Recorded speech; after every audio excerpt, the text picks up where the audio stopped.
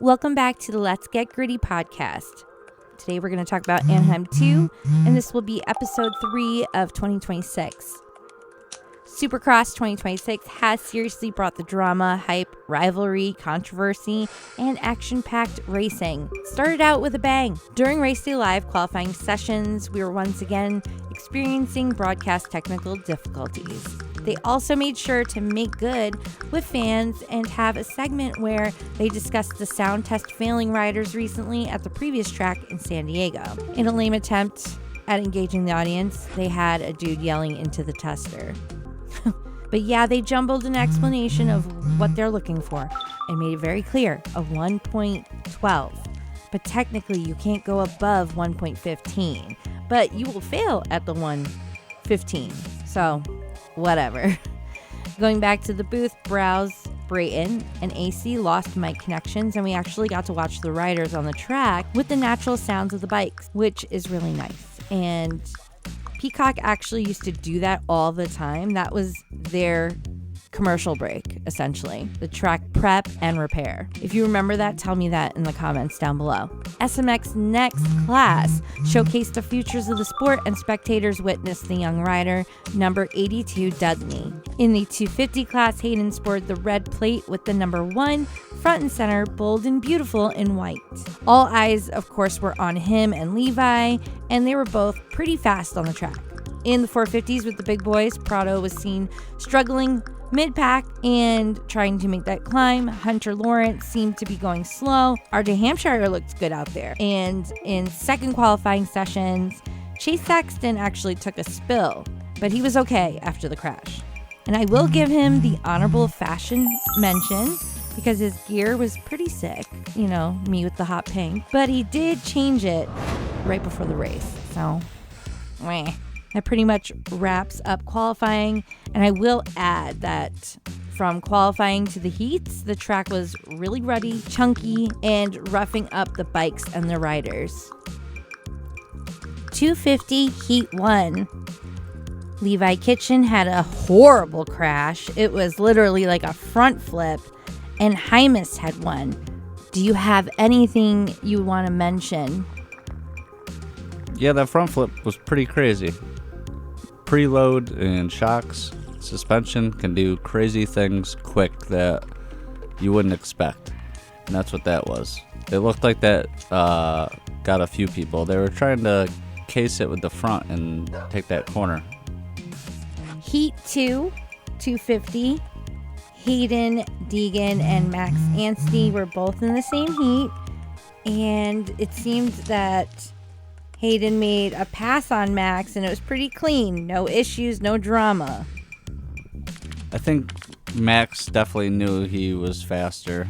Deegan, that is.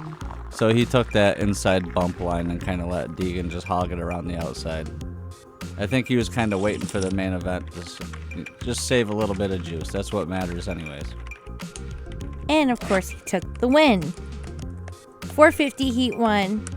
Jorge Prado took the win, and he held the lead 100%, but unfortunately his teammate AP went airborne. That was a crazy get-off for the cowboy. Definitely got bucked off that bull. Perfect landing, he probably rattled his head a little bit, but that was the best that could have went for what had happened. He said the bike kind of just changed all of a sudden. It just really sucks because he was holding second the whole time as well. 450, Heat 2, Eli Tomac took another win.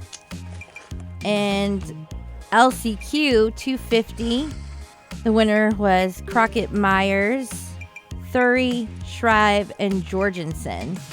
450, Father Shane. And behind him was Brees and Freezy. In the main events, 250, first place was, of course, Hayden Deegan. And second was Mosman. Third, Ryder D. Definitely pumped to see Ryder D on the box again. But not good seeing Hymus and Kitchen both go out with, it looked like elbow problems. Yeah, that's not going to be good. We'll see what happened to them. And they literally just left the track. But moving to 450, first place was Chase Sexton, second place Hunter Lawrence, and third Eli Tomac. AP did line up to race, but he also eventually pulled off the track. I was just pumped to see Jason Anderson get the whole shot and be up there. These Suzukis are a lot better than people think. But I will give credit to Chase, which is very rare of me. But seriously, he had a terrible day of just crashing face first in the sand. I'm very surprised. Yeah, I like to give him a lot of crap too, but it's only because he's so fast. He's the only guy that I really think that has the speed for Jet besides, the top 5 guys probably have the speed on any given day, but consistently and to win a championship, I think Tomac is not the guy anymore, so it's gotta be Sexton. Tomac's probably got another win or two, but it's Sexton's to lose.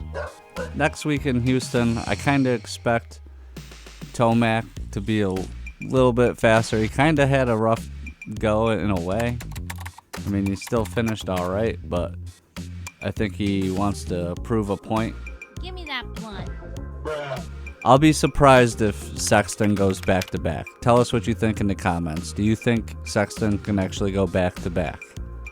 I believe Jorge will do better. I think he's getting better and better every single race. The more experience, and now that he's comfortable, he's happy where he's at, and he has actually really humble, good teammates.